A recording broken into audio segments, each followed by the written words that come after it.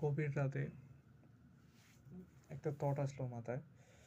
ভাবলাম যে এটা একটু লিখে রাখি। আবার ইচ্ছে করতেছে, লেখা হচ্ছে না, মানে লিখতে ইচ্ছে হচ্ছে না, এটা ভিডিও রেকর্ড করলাম আর কি।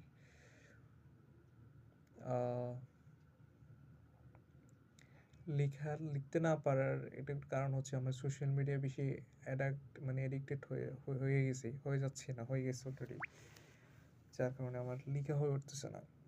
জুলাইয়ের গল্পগুলো আমি শুরু করছিলাম হচ্ছে কি আগস্টের 3 তারিখে। মানে আমি একটা বিপ্লব হবে এটা একটা ধারণা করছিলাম পরিস্থিতি দেখে। মানে আল্লাহ একটা চেঞ্জ আনছে বাংলাদেশে আর কি। তো সেই লেখাটা একদম কমপ্লিট করতে পারি নাই। বিভিন্ন কম্পিটিশনে আমি অ্যাটেন্ড করতে যাচ্ছিলাম লেখাটা নিয়ে, যেগুলো জুলাইয়ের গল্প নিয়ে বিভিন্ন কম্পিটিশন হয়েছিল আর কি, বিভিন্ন অর্গানাইজেশন বা বিভিন্ন এনজিওর ইনস্টিটিউশন আর কি। তো কথা হচ্ছে সেটা না, কথা হচ্ছে মানে জুলাই নিয়ে থটটা আসলো আর কি মাথায়। মানে ডিপ্রেশন আছে অনেক, ক্যারিয়ার এই সে হাবি জাবি। মেনলি হচ্ছে মানি আর কি, মানি থাকলে হয়তো এই যে ডিপ্রেশন আইতো না। মেনলি হচ্ছে মানি যদি থাকে তাহলে অনেক কিছু সলভ হয়ে যায় আর কি। আল্লাহ অবশ্যই আমাকে ইনশাল্লাহ এই যাত্রায়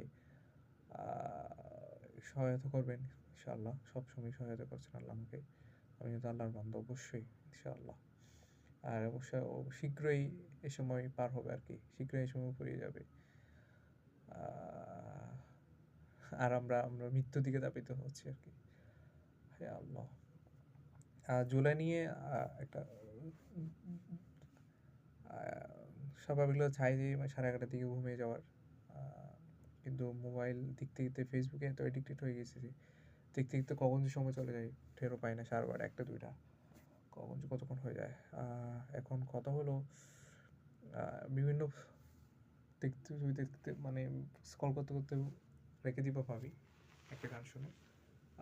দেখি বিভিন্ন ইমোশনাল ভিডিও চলে আসে আর কি, যেগুলো দেখতে থাকে আর কি। তো এখন কিছুক্ষণ আগে একটা চট্টগ্রামের একটা পেজের একটা মানুষের কন্টেন্ট ক্রিয়েটর, ও বিভিন্ন ল্যান্ডস্কেপ দেয়, বিভিন্ন স্থানের প্রাচীন স্থাপত্য চট্টগ্রামের চট্টগ্রামের বিভিন্ন জায়গায় এক্সপ্লোর করে আর কি। খুব সুন্দর লাগে, মানে স্লো মোশন দিয়ে করে।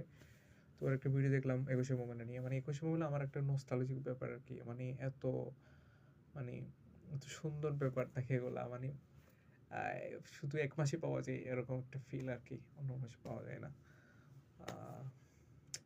তো আসলে ফেব্রুয়ারি মাসটা এত ইন্টারেস্টিং, মানে ওগুলো ভাব এত ডে, তার মধ্যে আবার পুরো প্রায় ফেব্রুয়ারি মাসে হাফটা হচ্ছে মনে হয় ডেতে যায়, বিভিন্ন ডেতে যায় আর কি।